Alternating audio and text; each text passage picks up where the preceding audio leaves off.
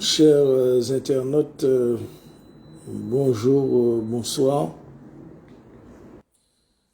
Aujourd'hui, Sciences politiques Bocaille, anti-Guyane et colonie insulaire, essai pour une déconstruction coloniale. J'ai décidé de parler en français et en créole sur la base d'un exposé que je pense être nécessaire, judicieux et indispensable. Toujours dans notre ambition idéologique et aussi d'investigation sur la base de sciences politiques Bocaille. Et donc cette thématique, c'est anéantissement des départements d'Amérique dans la géopolitique d'intégration dans l'Europe. Et donc, pour intervenir sur ce sujet-là, nous interviendrons sur la base de cette conscience de sciences politiques Bocaille, essai pour une déconstruction coloniale, et dans la perspective de reconstruction des idées judicieuses pour un mouvement indépendantiste martiniquais de la parole au peuple, entrailles Lolo Pulvar.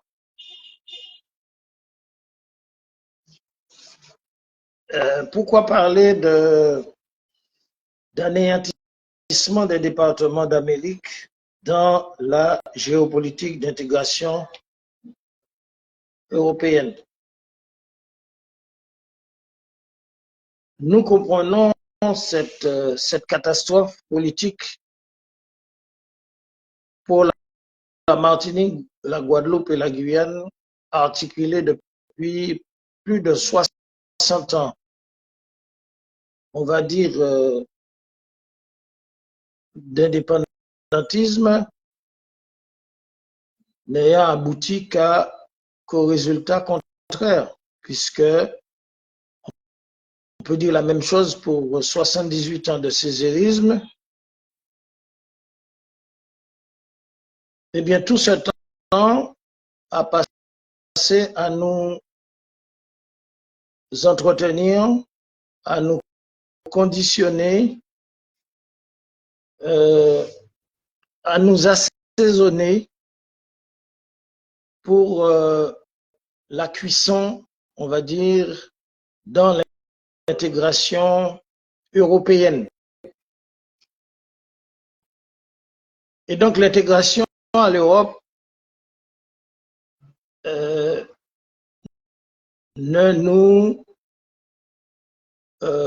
nous libère pas. L'intégration à l'Europe renforce l'emprise des extenants européens, on va dire euro-occidentaux de l'esclavagisme sur nous dans les territoires occupés de Martinique, de Guadeloupe et de la Guyane par le biais d'inventions structurelles, institutionnelles qui sont destinées à notre anéantissement pur et simple.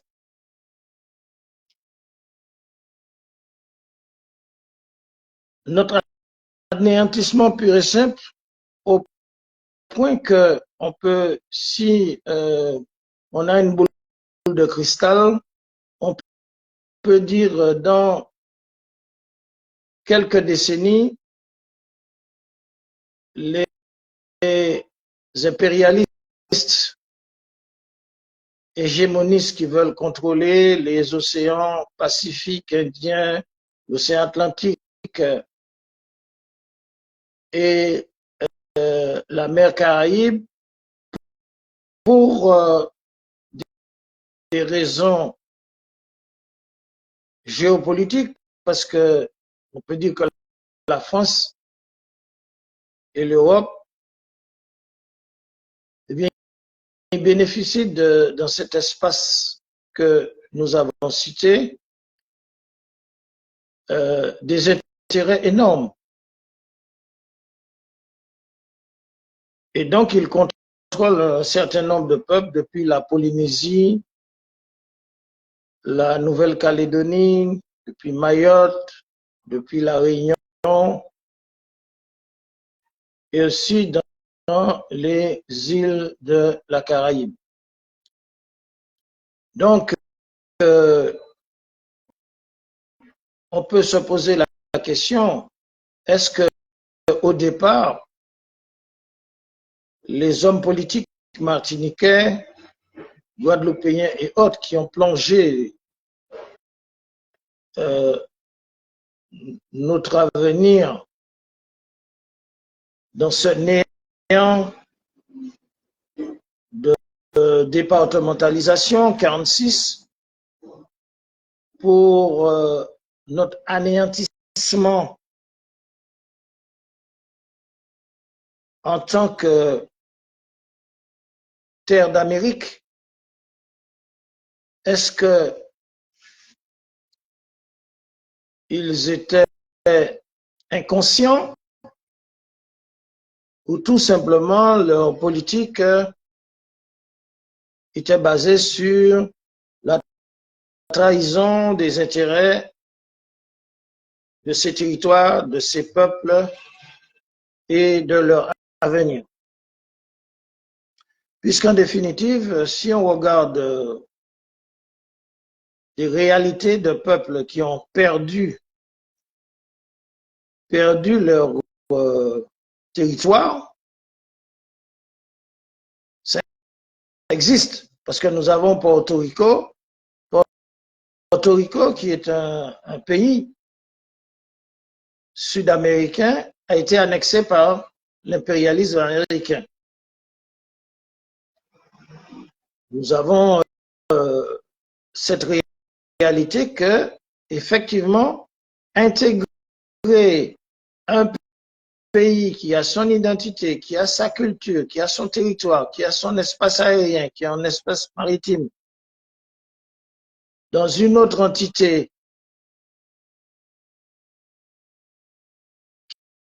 qui, d'après ses intérêts, est en contradiction avec les intérêts des pays intégrés, eh bien, c'est purement une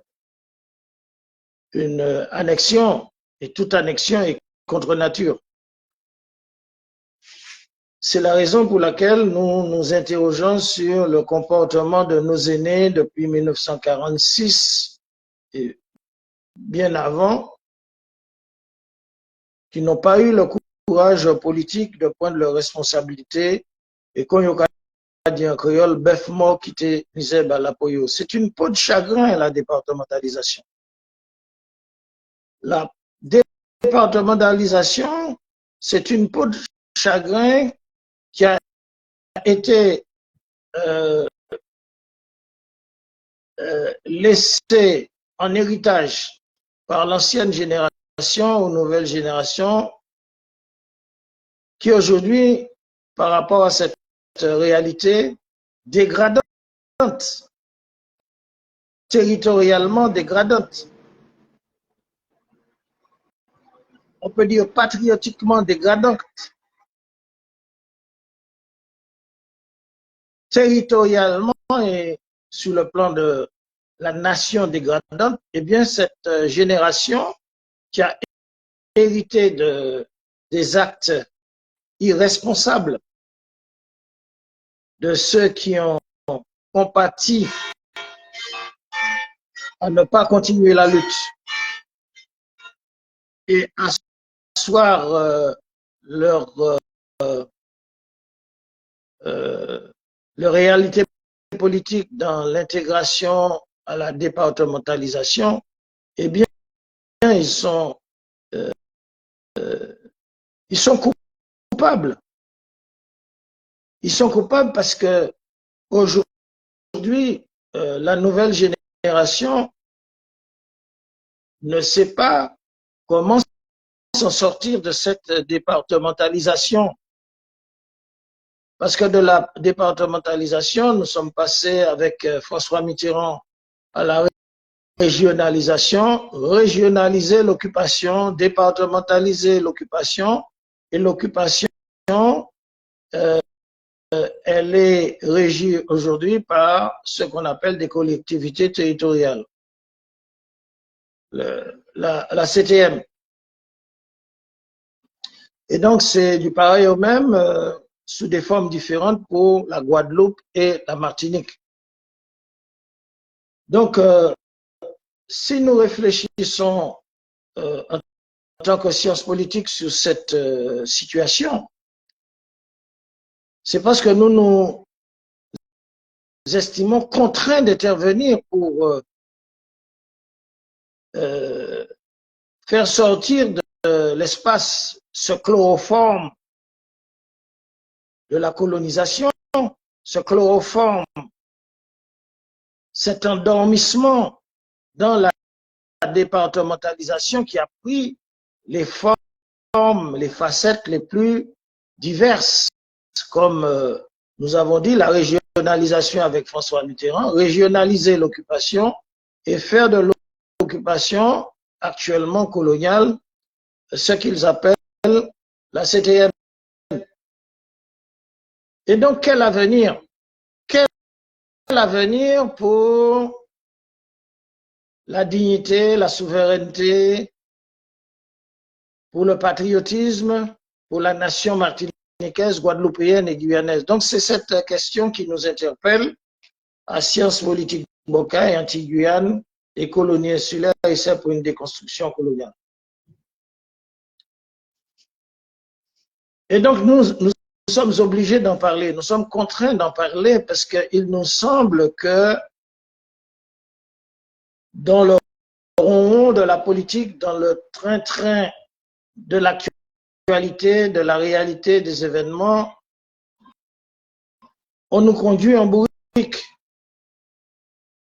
Cette jeunesse qui ne sait pas comment s'en sortir, cette jeunesse martiniquaise qui s'est emparée des slogans RVN, nous leur disons, mais est-ce que vous êtes conscients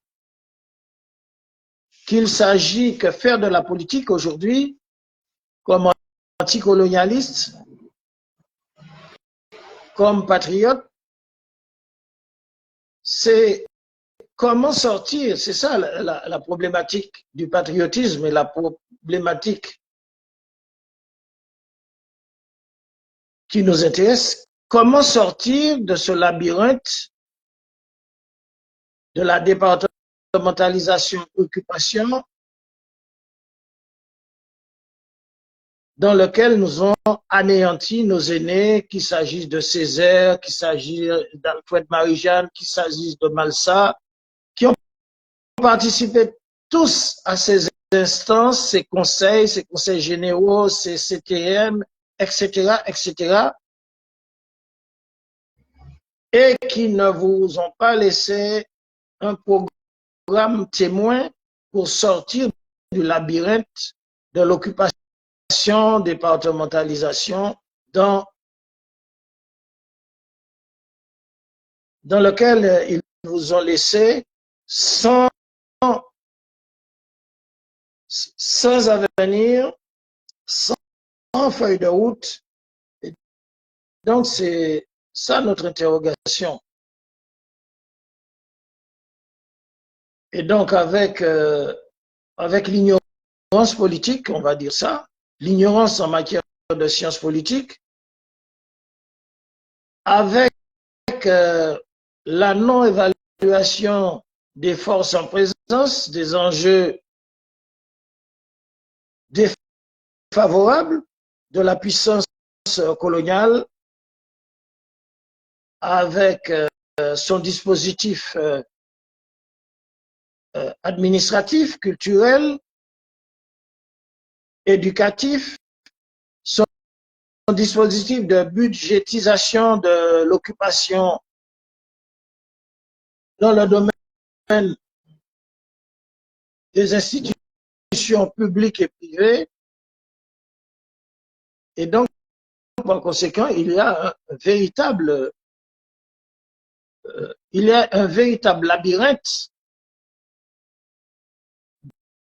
dans lequel cette jeunesse martiniquaise